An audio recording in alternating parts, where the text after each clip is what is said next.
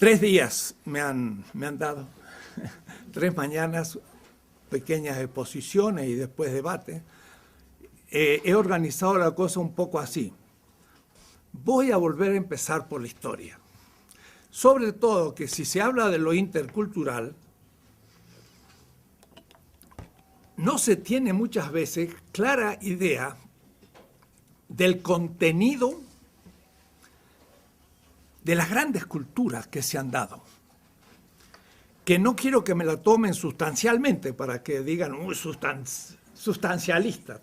Creen que la cultura egipcia es una sustancia. No, no, cada una de las culturas incluye muchísimas culturas, pero son ellas mismas culturas ya que manejan una cantidad de semejanzas. Si yo digo cultura egipcia, 5.000 años de existencia, como decía Samir Amin, el amigo, dice, el Estado egipcio fue quizás el primer Estado de la historia universal. Estado, el egipcio, hace 5.000 años.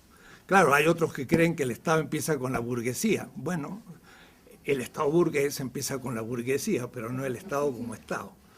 Pero el Egipto es ya ella misma una cultura de muchísimas culturas. Y no tendría yo miedo de llamarle cultura universal, en el sentido de un cierto universo local, regional. Entonces, hablamos a veces de interculturalidad, pero no tenemos un bosquejo primero. ¿Cuáles han sido las grandes culturas? Después hay muchas otras, casi como especies. Y como especies animales están desapareciendo ante nuestros ojos, decimos, se desaparecen tantas especies de insectos por día, que son miles. Pues también están desapareciendo culturas todos los días, pequeñas. En la India, en los tribes, hay muchos tipos de culturas. Pero a mí me va a gustar hablar de las grandes, no porque sean las más importantes ni las únicas, pero para tener una idea. Mucho de lo que hemos hecho ha sido una crítica a Hegel. Ya Leopoldo Sea empezó a hacerla, yo mismo empecé también allá. En el 66 tengo un curso, América Latina en la historia, no se escandalicen, en la historia universal. Digo porque algunos dirán, ¿qué es eso de universal? Ya podemos después discutir. Pero en el año 66, pues no estaba mal. Es mi primer curso universitario. Y el problema era que la visión que tenemos de la historia de las culturas, cuando hablamos de interculturalidad, es completamente eurocéntrico el esquema de exposición. Entonces, hay que destruir aún el esquema de exposición de la historia, que no voy a llamar universal, sino mundial. Y no tengo miedo a hablar de mundialidad, no soy posmoderno. Soy anti-posmoderno, desde ya nomás, porque para mí la posmodernidad es una crítica interna todavía de Europa, no es una crítica externa de Europa. Ya después explicaré todo esto. Entonces, yo no le tengo miedo a los pequeños fragmentos, pero cuando Rigoberta Menchú dice, me llamo Rigoberta Menchú y así me nació la conciencia, es un gran discurso, no es un pequeño discurso. Y es un discurso épico, o es decir, originante de un gran discurso. Entonces, yo no estoy en contra de los grandes discursos cuando los dicen los oprimidos y los excluidos, que son los únicos que tienen derecho a hacer grandes discursos. Entonces,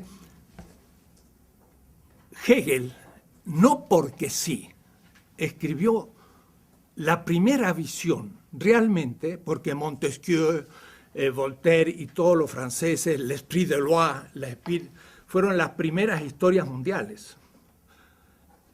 Pero Hegel realmente lo hace de manera más definitiva. ¿Por qué? Porque estuvo justo después del triunfo de la Revolución Industrial. Y como era el triunfo de la Revolución Industrial, Hegel es la primera generación europea que realmente empieza a ver a Europa un poco en el centro, lo cual tampoco, no es así. cada vez he ido retrasando más el tema. Si la modernidad empieza en 1492, esa tesis justamente la enseñaba aquí en Quito en 1967, contra Wallerstein. Wallerstein pensaba que la modernidad empezaba en el siglo XVIII. En un debate que tuvimos en Binghamton, se convenció que no fue en el siglo XVIII con la Ilustración que empezó la modernidad, sino con Colón. Eso fue toda una tarea que tuvimos que hacer personalmente. Pero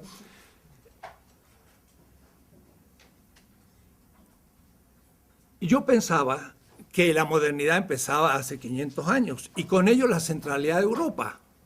Pero de ninguna manera, porque Europa en el 1500 era una cultura todavía completamente periférica. Pensé que era después todavía y que era con la revolución industrial. Y también me vuelvo a convencer de que todavía no. Si ustedes han leído el último libro de Giovanni Arrighi, Adam Smith in Pekín, que de paso es también fruto de debates, dice hasta 1870, a mí lo que estoy diciendo, la China producía tanto acero como Estados Unidos y Inglaterra sumados. Acero. Ahora, ¿quién descubrió el acero? Los chinos en el siglo II. Y ellos fueron los que instalaron todo el acero en Inglaterra y en Estados Unidos. Eso lo dice John Hobson, un libro último sobre rehacer la historia no eurocéntricamente. Los que instalan las fábricas de Sheffield en Inglaterra son ingenieros chinos. Le enseñan a los ingleses a hacer el acero. Y son ellos los que hacen la revolución agrícola en Inglaterra, los que proponen el nuevo tipo de arado, el nuevo tipo de hilandería en las máquinas, todos son de origen chino. Los chinos habían descubierto el papel en el siglo VI, habían descubierto la imprenta en el VIII, imprimían papel moneda en el IX. Y un legado chino llegó en las manos de Eugenio IV a Florencia en 1434. Era una colección de libros impresos sobre tecnología militar, tecnología agrícola, astronomía.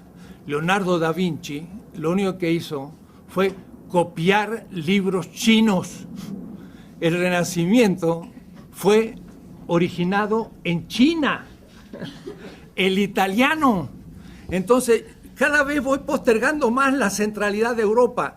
Europa comienza a ser central en la historia mundial hace 140